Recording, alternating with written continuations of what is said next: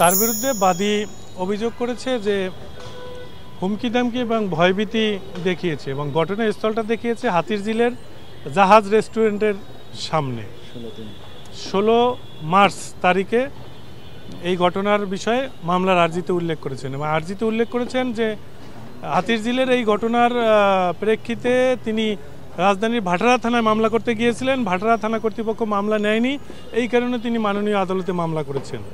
আমরা মাননীয় আদালতকে জামিন শুনানিতে বলেছি যে এই ঘটনার যে বাস্তব অবস্থা সেটা বাদীর যে আর্জি সে আর্জিতেই গরমিল রয়েছে। ঘটনাস্থল হাতিরঝিল হলেও তিনি মামলা করতে গিয়েছেন রাজধানীর ভাটারা থানায়, যেটার কোনো যৌক্তিক কারণ নাই এবং আইনগতভাবেও সুযোগ নাই এবং মামলার আর্জিতে যে বর্ণনাটা দিয়েছে এটা সম্পূর্ণ মিথ্যা এবং অযৌক্তিক। আর ঘটনাটা পুরো সাজানো, কারণ এই বাদীর সাথে এই মেহজাবিন চৌধুরী এবং তার ভাইয়ের কোনো পরিচয় নাই, পূর্ব পরিচিত ছিল না, একই এলাকা কোনোদিন বসবাসও করে নাই, কোনোদিন দেখা সাক্ষাৎও নাই, এমনকি তাদের একজন আর একজনের ফেসবুকেও তো অনেকের সাথে অনেকের যোগাযোগ থাকে, তাও কিন্তু নাই। এখন আমাদের বক্তব্য হয়েছে যে মেহজাবিন চৌধুরী যেহেতু একজন প্রতিষ্ঠিত অভিনেত্রী, তার যে প্রতিপক্ষ থাকতে পারে, অভিনয় জগতে তার প্রতিপক্ষ থাকতে পারে, এই প্রতিপক্ষদের দ্বারা প্রভাবিত হয়ে এই বাদী অবৈধভাবে লাভবান হয়েছে এবং এই ঘটনা সাজিয়ে একটা মামলা করেছে, যে মামলার কোনো অস্তিত্ব নাই, এটি অস্তিত্ববিহীন একটি মামলা। কি কারণে আমরা অস্তিত্ববিহীন মামলা বলতেছি?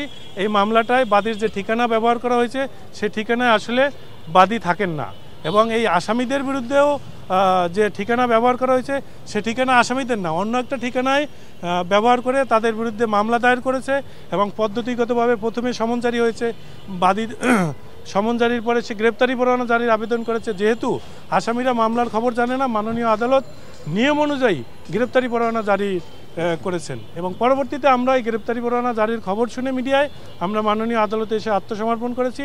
মাননীয় আদালতকে বলেছি যে মামলার ঘটনা সম্পূর্ণ ভিত্তিহীন, আমরা যে কোনো শর্তে জামিন চাচ্ছি, আমাদের স্বেচ্ছা আসছি, আমাদের জামিন দেন। মাননীয় আদালত আমাদের বক্তব্য শুনেছেন এবং মেহজাবিন এবং তার ভাইকে জামিন দিয়েছেন এবং আগামী ধার্য তারিখ তাদের জবাব দাখিলের জন্য আছে। আমরা এই মামলার যথাযথ যুক্তি এবং আইনগত যুক্তি উপস্থাপন করে আমরা মাননীয় আদালতে জবাব দাখিল করব বলে মাননীয় আদালতে শুনানিতে আমরা এই কথা বলেছি।